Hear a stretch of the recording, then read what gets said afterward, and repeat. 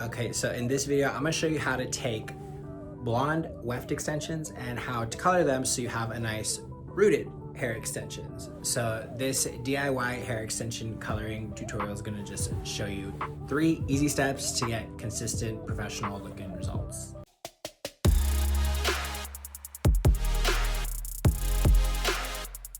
Now this video is going to be one of 2 parts because I'm actually be taking a weft extension and turning it into custom keratin bond extensions or K-tip extensions for a client. And this is going to be the coloring portion of that service that I'm doing for a client. I'm going to show you 3 easy steps to get professional results that you can use on any weft extension that you may have, as long as it's human hair, or clip-in extensions if you have some clip-ins that you want to put a root in so they look a little more natural on you. Okay, so for this coloring process, I'm going to be using Megix and their fix developer. I like Megix for this process because it's a 10-minute color, so it develops pretty quickly. I don't want to be sitting here all day since I'm only going to be doing the ends of a weft, you know, that tiny little piece on the end. If I was doing a whole weft, I might use something different that takes a little bit more time to process because I'm taking my time to color the whole thing. But since this is going to be moving a lot quicker, I'm just going to use a color that processes a little bit faster. Okay, a very important thing to know here though is that hair extensions do not color the same as human hair that is attached to the head does. Even though the extensions are human hair extensions, the process that they go through to get to the color that they are, after that process, they do not react the same to hair color. So you'll notice I'm gonna be using a level 7 for the roots, but when the roots are done, they look a little more like the 6.5. So you always want to test strand your color line. It's different with different color lines, how extensions react to them. I have my go-to formulas for the 2 color lines that I use for my extensions, and you always want to test out those colors and make your own swatches so you know what you're getting into when you color your extensions, because you will always get a surprise. It's not going to be what the color book will tell you. I promise you that. Now, if you're a DIYer at home and you're just someone who has extensions that they may want to add a root on, a safer color line that I like to use, and we're not really supposed to recommend this as hairstylists because it's a color line that they only sell to licensed hairstylists at supply stores, but you can honestly get this on Amazon if you wanted to. I don't know that it'll work the same. It might be expired if color even expires, but pretty much works the same, honestly. I would just test out a strand before you use it. But Kenra Color, I love this. I love this stuff so much. And for rooting out a blonde extensions, the 7NA in Kenra Color works beautifully. It looks so good. You have to let it process for about like 20 minutes, at least 20 to 30 minutes.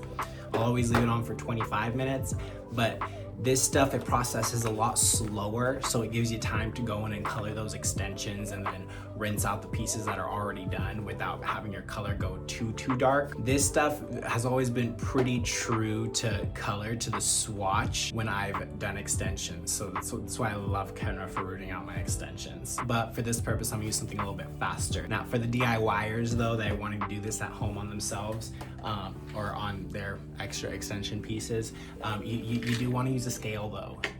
Use a scale when you measure out your color. You might not have one, but you can get a cheap scale on Amazon. You don't need to get like a hairstylist one, you know, you don't need to get one of those $50 ones. You can find like a cheap $5 or $10 one online, but bowl and a brush too, obviously. But you want to use a scale to measure out your color because you're going to be measuring it by weight. You're not going to be measuring by like a measuring cup. You're going to be measuring by weight, by grams or ounces. Color needs to be mixed at a certain ratio in order for it to work. And especially with Kenra Color, if you're doing this at home, Kenra colors differently at different ratios. So you want to make sure that you have a scale for this stuff. Okay, so before I get started here, I'm just gonna set up my workstation. Here's everything that I'm using for this service. I'm first gonna get my color for my root, my 7.00 for Megix, or Kenra 7NA, that works great too in the fix developer. And I'm also gonna get a clear color though, too. So I'm gonna show you how I use clear to blend out my root with this service. Now you also need a good working scale. You don't want to use measuring cups for measuring color ever. If you're DIYing this at home, you want to measure your color by weight for more accuracy, or it won't work. And you're also going to need a couple bowls, a couple clean brushes, and some foil. I'm going to show you what I'm using the foil for later. I'm not doing low lights, but it's a neat little trick I like to use to stay clean with the foils. And once you got everything, we are good to go. Now, when I'm doing any custom color on extensions, I just love doing it at home with a glass of wine. It's the best thing ever. And my kitchen counters are the best place for me to color extensions because of foil. Now, if you spray down a surface with water and then you lay foil over it, the water acts like a glue and the foil doesn't slip or slide. It doesn't go anywhere while you're splishing and splashing color all over it. So before I figured out this trick with the water, I would just lay down foil in general to cover my surface, but it would always slide whenever I applied pressure with my brush. But the water with the foil laid on top of it works phenomenally. I wouldn't do this on top of like a wood surface that can't have water on it, but for any kind of countertop, it just adds the perfect layer of protection from the color, so you're not staining, and it comes right off in the end too. Here is where I keep my orphanage for all the little sad pieces of hair extensions that don't make the cut for my clients' heads. They're still good, so they're available for adoption. I'll grab a piece as needed for whatever the project is that I'm doing. So for this one, I like to grab a small piece of an already rooted weft just to have as like a reference point, so I can kind of see how low I want the root to go when I'm coloring these extensions. It's not necessarily the goal that I'm trying to match that color, but it just gives me a good reference point for where I want the root to go down to. So I'll grab my piece and I'll lay that neatly over the foil, and I'll just comb everything out. I want a nice smooth surface for this. So with Megix, I'm going to mix my color at a 1 to 1.5 ratio. So what that means is that since I'm doing about 9 grams of color, I'm going to do about 13.5 grams of developer, because 13.5 is 1.5 times 9. So I'm going to do that with both my 7 and my clear color. If you're using Kenra develops at an either a 1-to-1 ratio or a 1-to-2 ratio. A 1-to-2 ratio just makes it a little bit more translucent, a little bit lighter. You can process a little bit longer without getting too dark. But really, at the end of the day, it's really hard to screw this up when you mix these together. As long as you're pretty close with your measurements with Megix or Kenra, it's gonna process. Now, hair color does not work like traditional paint. So your browns don't always look brown. Your whites or clears don't always look clear. So when I'm mixing them up, I'll always use a dark colored brush for my dark colors, my brown, or a white colored brush, like, wait, no, she's dirty. A light colored brush, a clean light colored brush for my lighter colors like this one. Okay, now this is where we make the magic happen. So I'm going to first start with my clear color. Now I use this little weft here as a reference point so I can get kind of an idea of where I want my root to drop. You know, I don't want to match it exactly, but this does let me picture it in my mind. Like if I start here, then this is somewhat what it'll look like. So I always start with my clear color first. Okay, reason being is because extensions do not color like normal hair does. Even though they're human hair, they are liars. They do not do what they're supposed to do. So I'm gonna want a nice blend into the blonde, so I'm gonna use clear to do that, whereas usually when I'm coloring a girl's head, I don't need to add clear to blend it out. The water alone will do that for me, but extensions just need a little extra love and attention, so I'm using the clear first. Now I'll constantly grab my comb and I will comb through and separate out those hairs, but more so than that, I'm laying everything down flat. You see how I'm putting my hand down on either side of the weft as I'm painting the hair? That's because even though this weft is 20 inches long, not all the hairs are 20 inches. So when I'm coloring the extensions and I'm doing my little brush strokes, my brush is gonna pull up some of those hairs and they're gonna move into different spots of the weft that I don't want them to be in, especially when I get to working with colors other than clear. If those little hairs get into spots where they're not supposed to be, I can get some bleed spots or bleed marks where I don't want them here.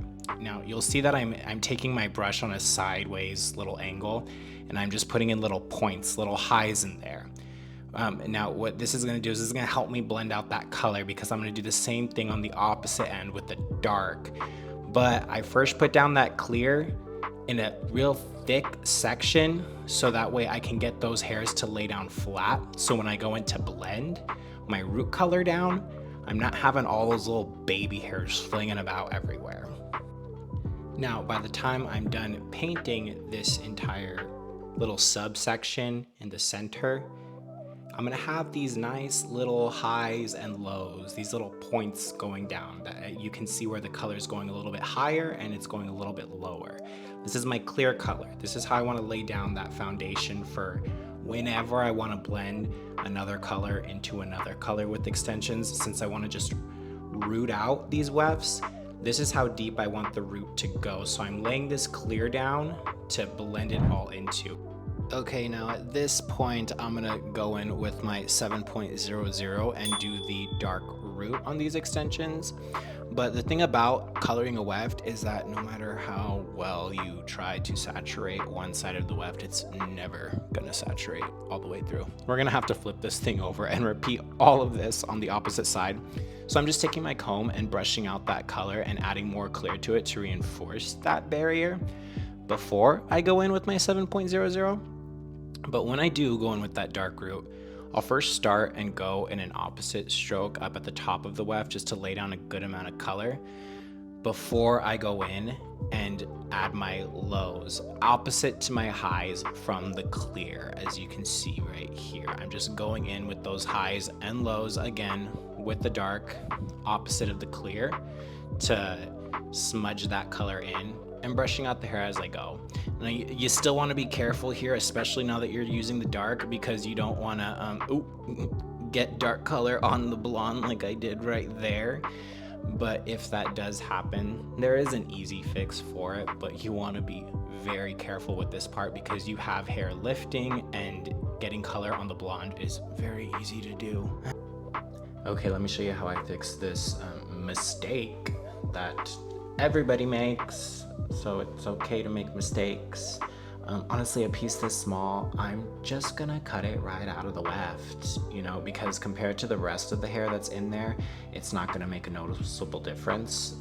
So when it's just a tiny little drop like this, and especially if it's closer to the ends of the hair, I would just cut it right out. Now, if you get color in multiple spots or just on a piece that you can't quite cut, there's some tricks that I found that I like to do that help me out in that instance, and I'll show that in another video, but for now, I'm just gonna cut this piece right out of the hair.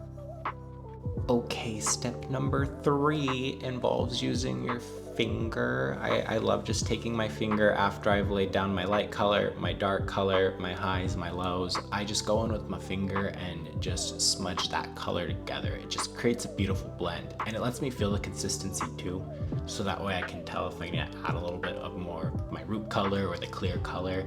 But it really gets you a good blend to use your finger like that. But like I said, no matter what, you're gonna have to flip this bad boy over and do all of it again because the color will never penetrate through. But as long as you start with your light color, your dark color, you lay down your highs and your lows and you smudge that in, it's almost impossible to screw up. You just gotta really make sure that weft is saturated on both sides. Now, since I'm using Megix, I'm just gonna let this process for 10 minutes and then I'm gonna rinse. Now, when I rinse, I'll always hold the weft upside down and then rinse the dark part first very well before I rinse the light part on the end. And I have this neat little trick that I like to do with my comb. If you don't have an extension holder like me, you can always put your extensions on a comb and grip it a lot better while you're shampooing them in the bowl so they're not just slipping everywhere. And here we have a beautifully blended piece of an extension, but you can't even tell that I had to cut a little piece out. It really doesn't show.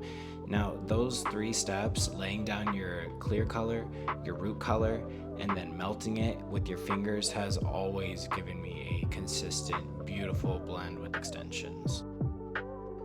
If it was helpful for you to see just how I colored that little end piece of a weft, and you want to see how I can take a full weft and not only root it out but add some low lights to that, then go ahead and click the subscribe button, because that's going to be the next tutorial that I do when it comes to coloring these extensions, because they're very tricky and annoying. They do not color the same as human hair. I ruined a lot of wefts trying to figure out how to root them, and wasted a lot of money too. So if I can help somebody else from doing that, that'd be great.